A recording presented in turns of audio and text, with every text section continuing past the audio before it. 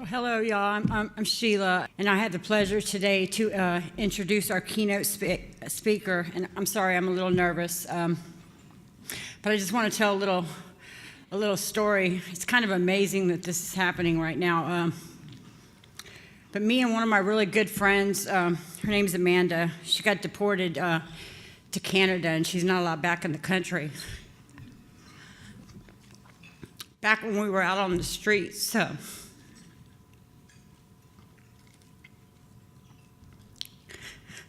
And all we had was one another for a time in our life. We used to sing this song to one another that Keith Whitley originally sang, but Amanda always liked Allison's version better. And so whether this lady realizes it or not, she kind of saved us at a point in our life when all we had was one another. And so it's my pleasure and my honor to invite Allison Krauss up on stage as our keynote. Oh, well, that was very generous. And, when you're a singer, you don't do a lot of talking, and I don't do a lot of speaking engagements. And I have to tell you this, I tried to exercise a few years ago, and was not successful.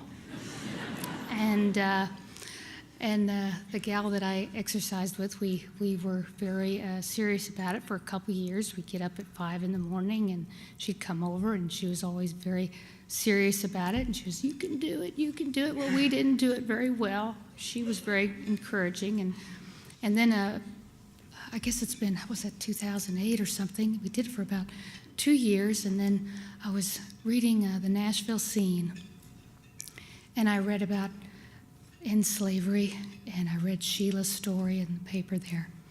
I thought, good grief, I can't believe this is going on. I thought, what in the world can I do to get involved with that organization? And literally 2 weeks later, I get a call from my friend Brandy to speak at this event. And I thought, isn't that amazing how that worked out? And I thought, all that exercising, I know, I know why I did it now. It was so I could be here with you guys today. And so good afternoon, and thank you for including me, and thank you, Sheila, for sharing that story. You sing a lot of songs, and you don't ever think they're for any enjoyment than for yourself, and it's amazing whose ears they get to. Thank you so much for sharing that. We live in a time where atrocity is often defined by arguing freedom against freedom, and I can't begin to tell you the privilege that I feel to be in the presence of people whose mission is to rescue and deliver those whose choices have been stolen from them.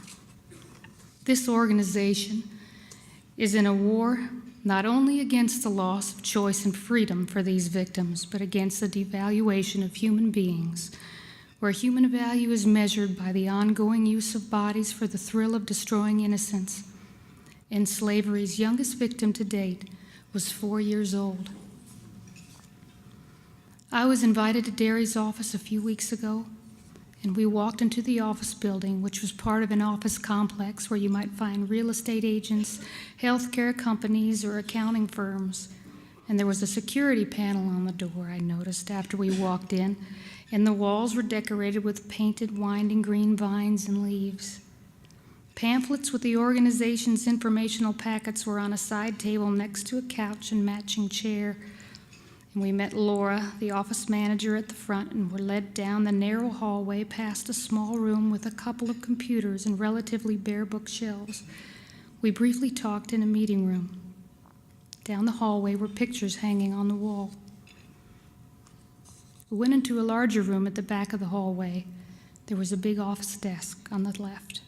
There were a few windows overlooking the street and a closed white door on the far opposite side of the room. Hanging down from the ceiling were single strings, were a multitude of colorful paper butterflies hanging above our heads, and on the wall were basket after basket with handwritten labels in blue.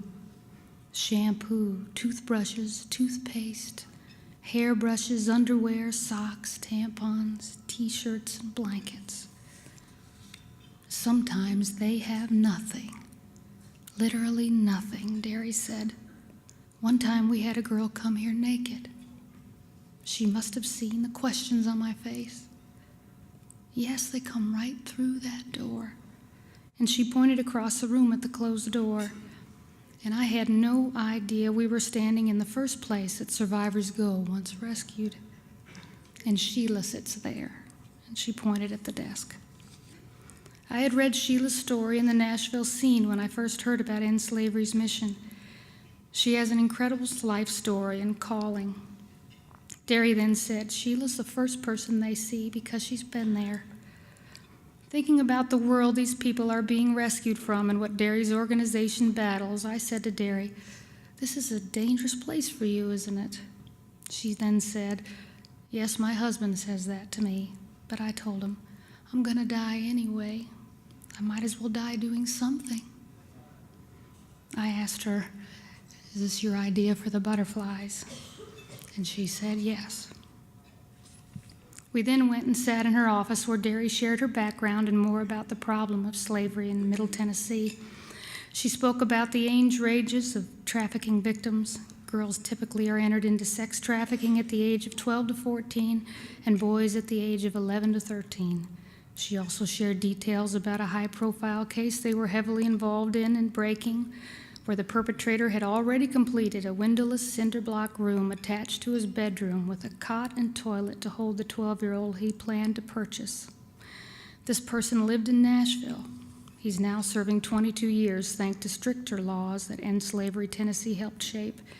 She also showed photos of young people who were trafficked.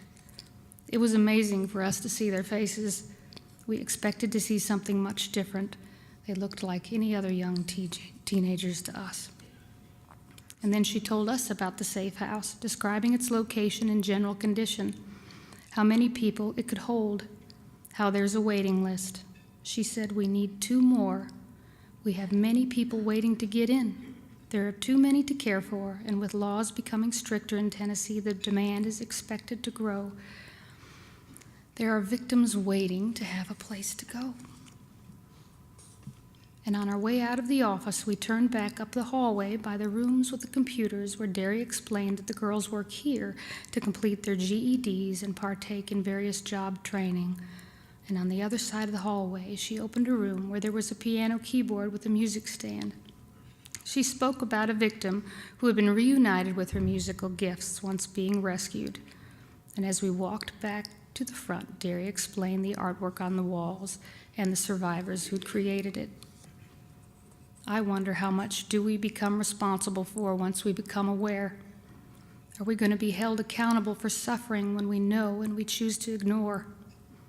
How much are we willing to talk about when we consider just morally corrupt enough to make us feel good about ourselves for not participating, but we won't give the true horrors being done to our children the airtime daily gossip receives? I think about the victims wondering where everybody is and why nobody's coming for them. What they must have gone through to get to a place where they think that the only place they belong is a place where they're tortured, abused, and used. The only desire a human has is to belong, and this is where they've ended up belonging because no one came to get them. But there are people willing to come and willing to die to get them. People like Derry and those whose work in organizations like this are the ones who are running to the front lines to rescue someone that could have easily been you or me, and in some cases already been them.